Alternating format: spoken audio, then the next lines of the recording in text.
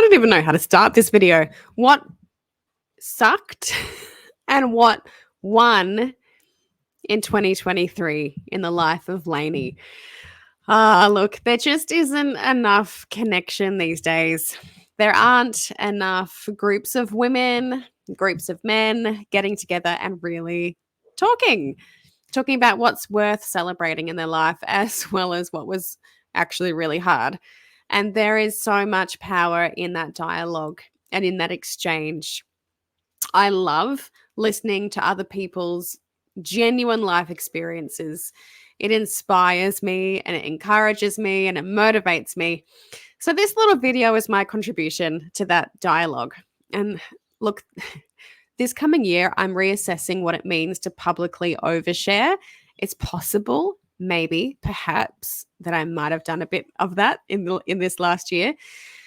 But on the other hand, I'm a big fan of sharing with vulnerability in a way, if it's in a way that helps others to know that their life experience is shared and that people they see online are flawed and living lives with challenges just like they are. And also that we don't have to stay in our challenges, that we can shift and evolve and overcome whatever we face. I'm going to dive into what won for me in 2023 and what sucked, what was really hard for me in 2023. And the reason for this is there is power in digesting what happened this year gone so that we can then chart very intentionally the year ahead. I have just completed our 2024 planning training session within our No Fuss fam. The No Fuss Nourished Method family, my monthly coaching membership. I cannot think of a better way to start our year together than in that training. And there's something spectacular about a fresh start. As I was telling our No Fuss fam, we love fresh starts. We love a fresh blank notepad. We love a new outfit and a new hairdo. We love Mondays, or at least some of us do. We love it when we move and we've got a new house, a new relationship, whatever it is. And when we start something fresh, like a new year, it's very common for us to put our focus on what's to come, which is great. But so often we don't give respect and recognition to where we've been. And it can be really tempting to do that when the year was tough, like when it was really rough on us and we just want it to be done. We want to close the chapter and race on to the fresh new year. And I do know that we can do things differently at any point. We do not need a 1st of January to provide that for us. But undeniably, a new year brings with it a fresh, new energy, new hope, new momentum and motivation, inspiration, new beginnings. So on that note, here's what won and what sucked for me in 2023. So number one, I'm going to go through what worked really well first. Number one, I got started on reclaiming my health. And that might come as a surprise, speaking from a health coach, someone who helps people to nourish themselves. But I, as a result of much stress in my life over a 10-year period, was suffering with adrenal fatigue and with a hormonal imbalance because of that stress. And it was huge for me. It impacted everything. It impacted how I felt about life, the way I interacted with my family. I had to very carefully plan and manage my energy outputs because I'd get sick a lot if I expended too much energy. So look, I got all my testing done twice. Before and after the work I did to resolve it. I took some very particular supplements or liquid herbs, and I got the right help from the right health practitioners. But most of all, you guys, I de-stressed. This could be a win all in itself. I moved out of cortisol. I moved out of adrenaline. That was massive. And mostly it was just learning how to breathe differently and more frequently and more fully and slowly. And so, if I had to give you one tip in this area, don't put off addressing your health any longer. Ruthlessly create room for yourself. My year this year compared to last year feels so much more expansive. Everyone in your life will benefit when you look after yourself. Ask yourself, where will this lead? Where will your current position and your current attitude toward looking after yourself, where is that going to lead you? If you continue without addressing things, where are you going to be headed? And are you willing for that to happen? So I'm very happy to say that I'm fairly certain that I'm out of body burnout. I've healed the adrenal fatigue, and I think mostly that hormonal imbalance too. So that's a huge win for me in 2023. And look, mind you, that's after a 10-year long survival mode. So this is like a big, huge chapter change and shift for me. Win number 2 was that I had 2 beautiful daughters who were suffering. One was diagnosed with PANDAS. You can Google it. It's a whole other story. And the other, we didn't get a diagnosis for, but she had significant both physical and mental health challenges. They both did. It was something that consumed a lot of me and my husband and my other children every day. There was elevated stress every day. There was extra time needed every day. It was heart-wrenching frequently. So we discovered something called Neuro Feedback. If you have questions about Neuro Feedback, shoot me a message. I want to shout this from the rooftops. I wish everybody had access to high quality neurofeedback. There are many different forms of neurofeedback, and they're very different from each other. So it's very difficult to just recommend someone in your area when I don't know what they do. But long story short, it has completely transformed the lives of my daughters and therefore my entire family. And I think honestly was a huge part of me recovering from my own body burnout, because it was a huge stress input that is now gone. You know, our kids went from struggling every day with extreme physical symptoms and at times pretty extreme mental symptoms as well, to now thriving. There is basically no remnant left of the conditions that they had.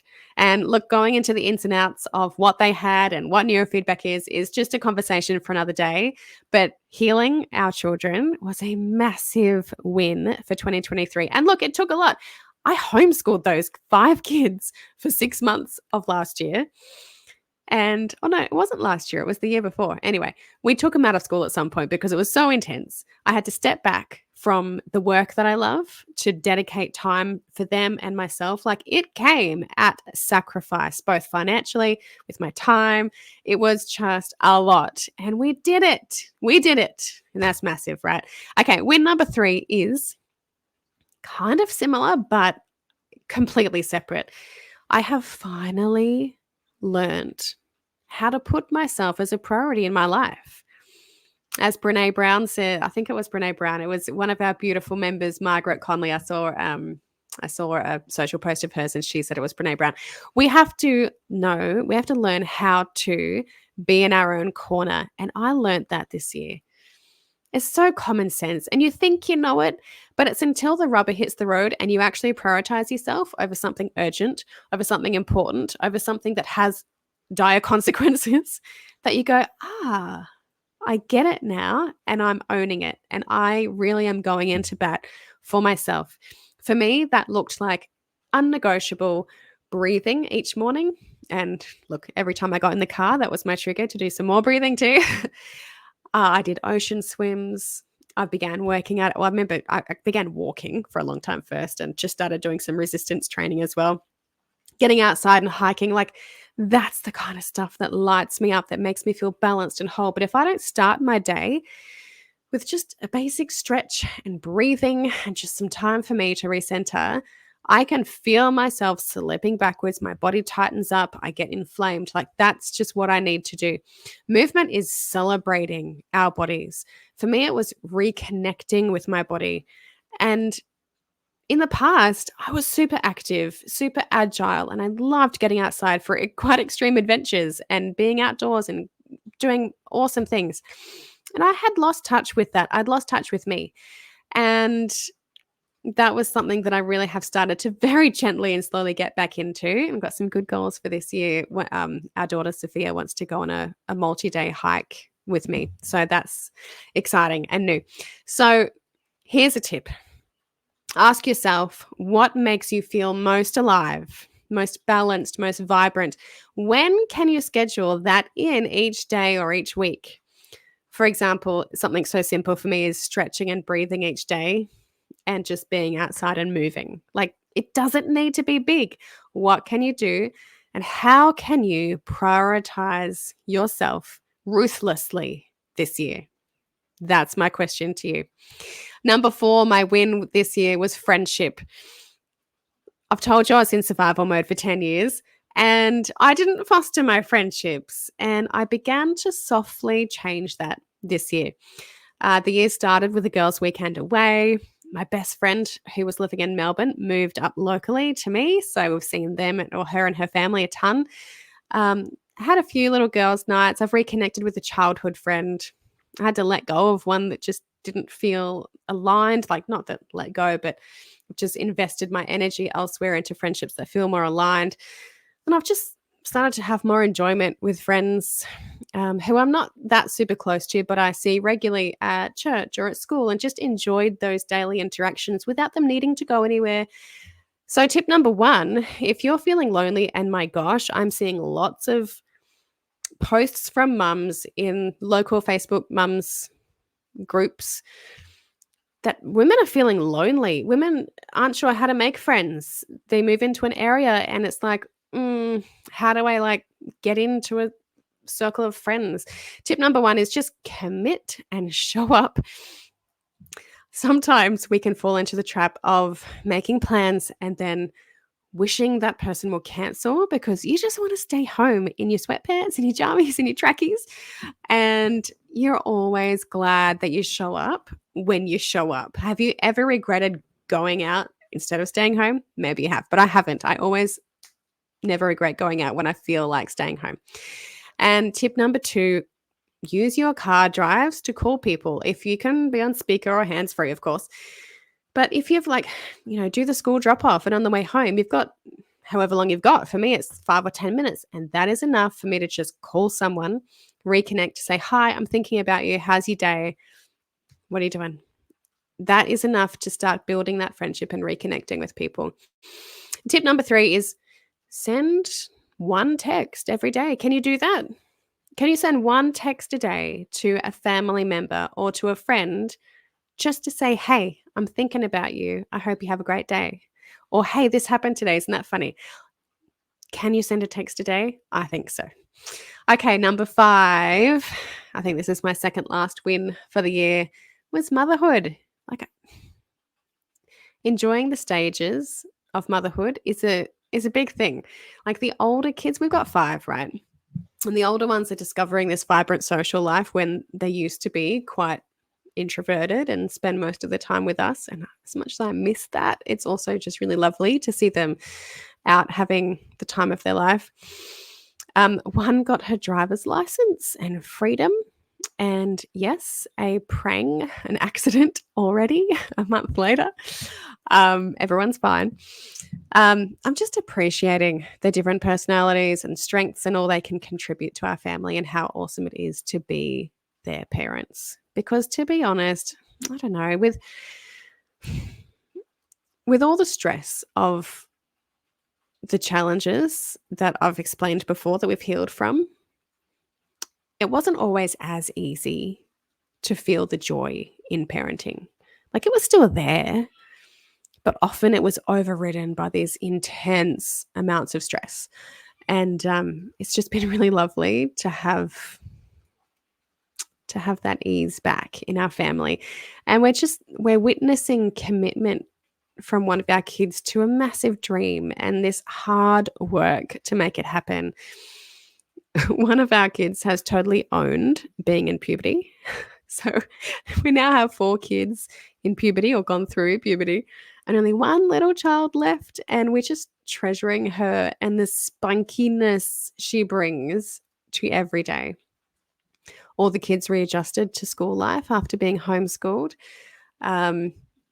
friendships and dynamics change while you're away homeschooling. So it was a lot to readjust and go back. And all who were old enough to qualify got academic awards, which was massive. And like for one, it was no surprise. She's our little ducks. But for two of them, like it was a big surprise and something that can only be attributed to that brain healing through neurofeedback. Look, every stage of motherhood is just so fleeting, and being a witness to their growth and their development, as well as being their supporters and cheerleaders during their challenges, is just the best thing on earth. It's been some of the hardest times and some of the most joyous. And the contrast and that lived dichotomy is not lost on us. It's exhausting and cup filling simultaneously. So, this year just gone, we had a one-on-one. I can skip that, but it doesn't matter. Number 6, this is the second last win of this year just gone. We had some marriage progress, like next to parenting. Like marriage has to be up there as one of the most powerful drivers of self-growth, I think, if you let it be. After trying 3 marriage counselors in the past, Jordan and I finally found one that is just so helpful and loved that we wanted to build a better marriage. And even though there weren't, issues that were driving us to separation, we in the past, we literally had a therapist turn us away because we didn't have issues that were big enough. Like we had a good marriage, but we wanted a great marriage. And she turned us away. And over the years after that, those little things turned into big things and actually absolutely needed addressing. And so I advocate for marriage counseling for everyone, regardless of the status of your relationship. Any self work or partner work can be daunting and hard, but it is so worth it. And it's something that we need to keep working on in 2024. But 2023 has brought so much progress and healing, and it's been wonderful. The last win of 2023 is, of course, stacked whole food blends. Like we outsourced, like we said goodbye to our warehouse. We had our warehouse for a number of years. We had a team. And the fact that we are still trading to start with is an absolute win, considering how much we'd been through in the years prior. Won't bore you with the details, but I had to really step back to focus on myself and the family. Jordan's actually, long story short, we are still trading and we've outsourced. We've found this awesome new manufacturing partner. And look, that's just a huge win for us. The fact that we've done 0 marketing in 2 years is ridiculous that we're still trading. And so I'm just incredibly grateful for our super loyal community who continue to order their favorite blends from us, even without the level of nurturing that we've been able to provide in the past. But we're excited to actually get back into that this coming year with all that we've been able to put in motion for ourselves. So we're really grateful for that. It was also the first year of coaching the No Fuss family, the No Fuss Nourished fam, the monthly coaching membership, where it's just been deeply satisfying and highly enjoyable for me. This year, we plan to extend that umbrella to welcome new families into our membership. And I know there's been people waiting on the wait list, so watch this space. I'll open it soon. So we've had a lot of wins, a lot to be grateful for in 2023. Here's what sucked. Number 1, finances. I'm going to be super real here. Our finances have sucked this year. With our attention pulled elsewhere out of necessity, our business growth plummeted. Our business incurred some debts in that COVID phase that, if we weren't needing to meet those obligations each week, Stacked would be nice and profitable. So, that has sucked this year. And to top things off, that accident that I spoke of earlier that our daughter had, well, we discovered that our insurance had lapsed. So yes, just as we'd made this intricate plan of how to crawl out of the financial position we were in, we're now needing to find an extra sum of money to pay that off. Fun times. What sucked, number 2, was not having a team. So after COVID and all the, when the finances clamped down, we had to make the heartbreaking decision to let our entire team go, like maybe 8 people, and just do everything ourselves. That's been a big adjustment. And one of the reasons that we just haven't been able to progress our brand like we used to, with most of my focus needing to be on myself and the kids and coinciding with the loss of our team. I lost my mojo in the work department, and having now healed and balanced and found our feet, we've renewed our heart and mind to nurture Stacked and bring it back to its potential and forward even more. This year, I plan to hire an assistant, which will be so welcomed. Jordan has started working with an e-commerce coach, so I'm sure that's going to be super fruitful as well. The last thing that sucked in 2023 was just I don't have a dedicated workspace. Like, I thrive with a dedicated space and all the equipment that I need right there and then. So every time I film a video for our coaching membership or for Stacked, I set up the lights and the microphone, and then it's the laptop sitting on a bar stool with books underneath it. I'm in the corner of my bedroom. So I set it all up and I do the video, then I set it all back down again and put it away. And so I don't even have a desk. I just sit at the kitchen table. So this year, I'm just going to honor myself and set up a dedicated workspace with a permanent filming studio. So there you've got it. Things that won, things that sucked, and now my 3 lessons that I've learned this last year. Number 1, excess stress is an absolute thief. A thief of joy, a thief of life, of health, of relationships. Stress is my arch nemesis. A monster who I will now, at all costs, financial or otherwise, live to neutralize. I will never regret putting our finances on hold to reclaim my peace.